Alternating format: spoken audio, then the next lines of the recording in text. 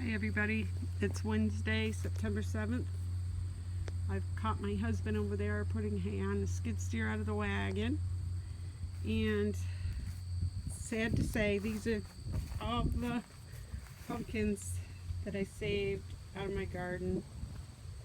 Something ate all my big ones and all my pie pumpkins, and my jack-o'-lanterns just didn't make it because I guess it's because they were flooded. We have these few here. That's all. Those are the last of the cucumbers and squash, tomatoes. I have one pepper, some zucchini, potatoes. We just dug these potatoes. And that's going to be the end of this year's garden. That was down there pushing the stuff around. We had some kind of critter in there that was eating everything.